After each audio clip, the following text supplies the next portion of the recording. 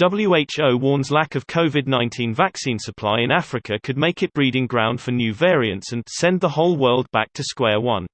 Here's a summary of the article. The World Health Organization made another urgent plea to developed nations to make a greater effort to get vaccines against the coronavirus-borne illness COVID-19 to Africa, and prevent the continent from turning into a breeding ground for new variants that may prove resistant to existing vaccines.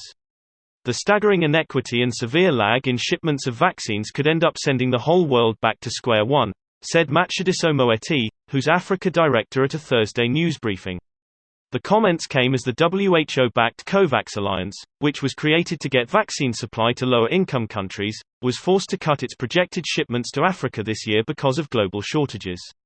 Her comments were echoed by WHO Director General Tedros Adhanom Ghebreyesus, who called on world leaders attending next week's United Nations General Assembly to prioritize vaccine equity, fulfill their dose-sharing pledges and facilitate the sharing of technology, know-how and intellectual property to allow for regional manufacturing of vaccines. High-income countries have administered 61 times more doses per inhabitant than low-income countries. The longer vaccine inequity persists, the more the virus will keep circulating and evolving, and the longer the social and economic disruption will continue. See also, Alaska joins Idaho in rationing healthcare as hospitals are packed with COVID patients, and WHO says Africa is being left behind in vaccine push. The CDC's vaccine tracker shows that 54% of Americans are fully vaccinated, meaning they have had 2 shots of the vaccines developed by Pfizer with German partner BioNTech BNTX, -3.61% or Moderna, or one of Johnson & Johnson's J&J, -0.28% one jab regimen. This post received a score of 2,600, with an upvote ratio of 94%. Here are the top comments in response to this article. I'm going back to 2019. I'm going back to the 90s where I could afford to buy a house. I want to go back to the 80s when I didn't worry about anything and the music was good. I too would like to go back to the 80s so I wouldn't have to exist. Do not pass go, do not escape 2020. Some guy playing time travel Monopoly. Shouldn't the lack of vaccine in Africa have made it the breeding ground from day one? And isn't the narrow immunity of the vaccine what's applying the extreme evolutionary pressure to mutate in response? Square one, it is then. Rinse and repeat, until the world actually learns something. You know, like hello, we are in this together.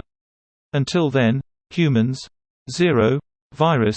Millions. COVID may or may not be bioengineered, but our reaction to it is certainly engineered stupidity. Greater than we are in this together? Obviously we aren't. Signed, a South American. Too bad that the rate-limiting step to vaccine production is, checks notes, capitalism. Well, not entirely. And #X200B. And #X200B. In a lot of developing countries, the governments are either too corrupt or the infrastructure too undeveloped to make distribution of vaccines feasible. And #X200B. This is the major issue at hand, aside from God-forsaken anti-vaxxers. You can only do so much when the means of providing the developing world vaccines would require an entire rebuilding of a government or years of construction. If the vaccine doesn't stop infection but successfully mitigate symptoms, won't COVID always be here? Supply and distribution are two very, very different things. We need to do everything we can but draw the line at hurting ourselves while not helping anyone. Edit. Also, if you look here, Africa is doing a lot better than we are in the US even without vaccination. The troubled, broken society with out of control spread is our own. There's probably only a small handful of countries that can handle that volume of vaccine short notice. But there are quite a few African countries that can handle their population's worth, provided they don't expire within the next few months. To me, the WHO should be helping countries with vaccine logistics so no shot goes to waste. We're not exactly as hard up for shots as we were now. The problem with this is that it's not just as simple a fix as donating vaccines. There is storage and transportation to consider, which is a big obstacle for some of the vaccines. Usually developed nations like the US send doctors and nurses to help administer the vaccinations, but the US healthcare system is in bad shape right now because we're still dealing with our own unvaccinated population, so we have no medical professionals to spare. This whole thing has been a disaster from the beginning that clearly demonstrates we need to get better leaderships and planning across the globe to handle these kinds of things. This video was automatically created by Reddit to speech.